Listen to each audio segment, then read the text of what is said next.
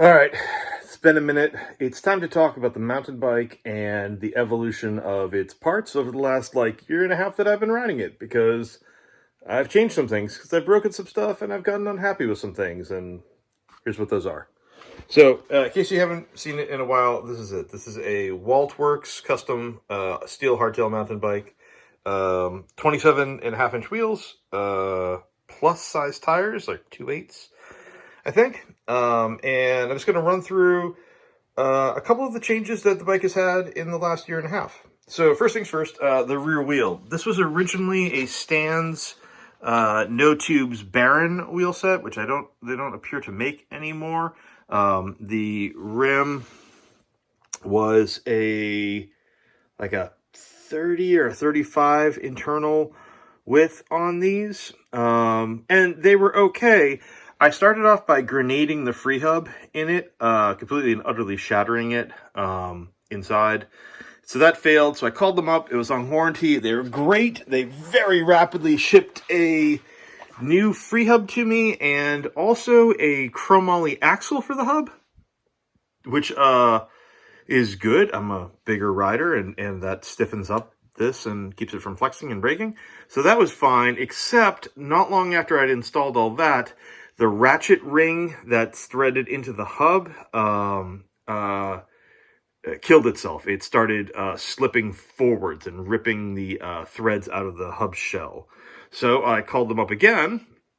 And again, God bless them, they gave me an option. They said, do you want to ship the whole wheel back and we'll rebuild your wheel for you with a new hub in the middle? Or do you want us to just send you spokes and a hub and you can rebuild it? And I've built a ton of wheels, so I had them ship me the stuff. So spokes are new, hub is new, nipples are new, rim is the original rim. So now it's what was a Baron rim on the outside with a new e-sync hub on the middle, which is, I guess, their e-bike hub. It's burlier, I guess. I have had no trouble with it in the time that I have had it there. It's not like the tightest ratcheting setup ever. I mean, I've had worse. It's better than like a stock Shimano hub or whatever, but it's not an instant engagement or anything. But it's been reliable so far. So that's good. I am currently considering building up a big boy rear wheel. I have not settled on a hub yet. I'm thinking one of the DT Swiss, like a 521 rim or something like that on here. But I have not settled on what hub to work with yet. Anyway, the rear hub is different. It's been changed, so that's been fine. Pedals have changed. I originally had a set of Shimano XT flat pedals on there, and I have moved on to these. These are PNW composite pedals. They are thinner and have better pins. These ones, you can look, this is why it's difficult for me. I have smashed the Jesus out of a bunch of pins on these things. I ride places that are very, very rocky. So that pin, that pin, that pin, and that pin are all toast, and I'll bet you this side isn't much better. Yeah, that one's totally peened over. Rock strikes are just, I mean, here, I'll show you the inside of my cranks. That's why I don't run carbon cranks, guys. Rock strikes are a thing. And for those of you saying, oh, if you ran shorter crank arms, you wouldn't have that problem. This bike already has quite a high bottom bracket. I'm not convinced that I could run 135 cranks, and still not strike stuff. It's New England. It's how it is.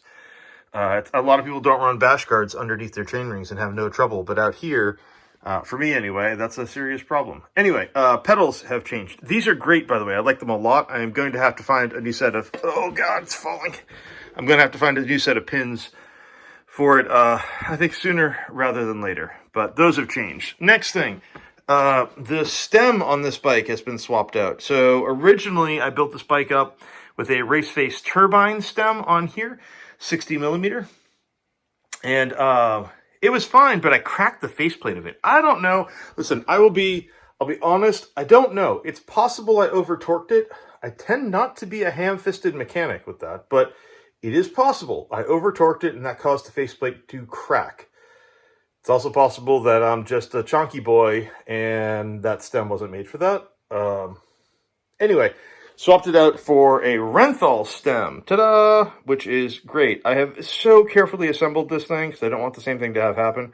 So when I buy stuff like this, all the bolts come out, everything gets cleaned and greased, seated properly, and then torqued to spec. And then I've run, actually, there's a piece of vinyl that I've inserted in here because I hate logos like that. They're very loud.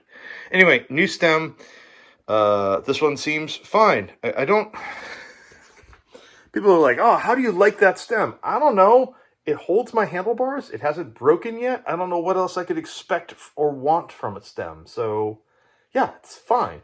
New grips. Grips, for me, get swapped on the regular because I wear them out.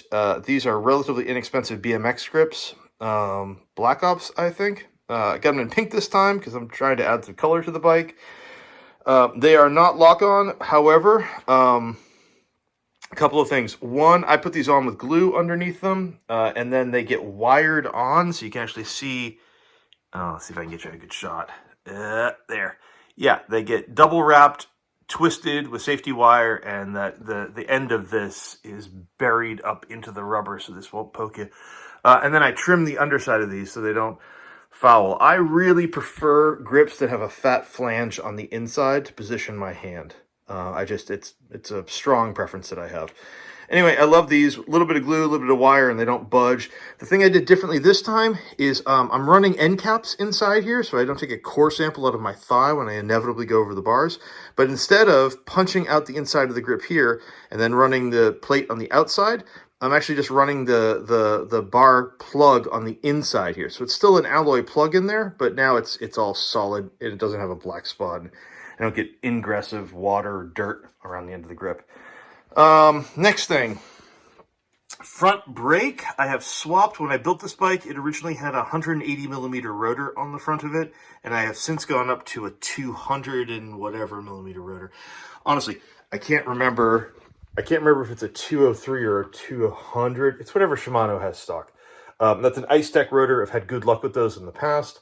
I wanted a bit more bite on the front of it, and I wasn't quite ready to go to aftermarket high friction pads in the caliper.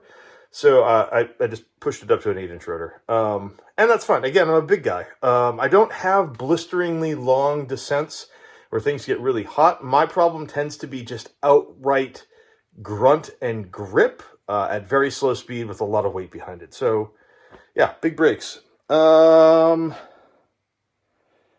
else? That could be it.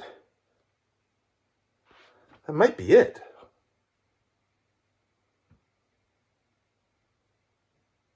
Yeah, I think that's it. Those are the changes that I made. Some of those are because I've broken stuff. Some of those are because I've changed my feeling about things. It's just the evolution of stuff. And I guess my point here is that my bikes are always evolving, growing things. Some people buy a bike, a complete bike, ride it for a year, shell it, and get the next one. I prefer to get to know my dance partners, and the bike kind of evolves with me as my riding changes and evolves. So, you know, if we did this a year and a half from now, if I'm still riding, if I do this a year and a half from now, there's going to be other stuff that I've worn out or changed or moved on from, right? Like that rear wheel is fine right now, but I'm a bit wary of it. And my intention is to build a fancy rear hub. Current thinking is a Project 321 Gen 3 rear hub. They are showing that off in a couple of weeks from now, and I'm excited to see what that might look like. I'm less thrilled with Kings these days. They got rid of the needle bearings that are inside the free hub, so they're a lot less durable than they used to be. And I've been hearing issues about i9 Hydras and axle breakage, and they don't yet have a chromoly heavy-duty axle available for those. So anyway, I'm still toying with a few ideas there. When I do that, I'm very likely to go to an HG cassette body on the back, because I am thinking about getting away from 12-speed and going back to Link Glide 11-speed for durability and practicality purposes. So, yeah, this might have a whole new drivetrain on it next time you see it, which will be, in a year. Might not. I don't know. If I nuke this thing before that, it'll happen sooner, I guess. Anyway, everything else on here is it's holding up pretty good, you know? Just some consumables. And yeah, life is not so bad. If I'm really lucky, I'll get out on another ride today. But anyway, just a quick touch base and a hey-ho. And yeah, more updates on stuff in the future. All right, talk to you soon.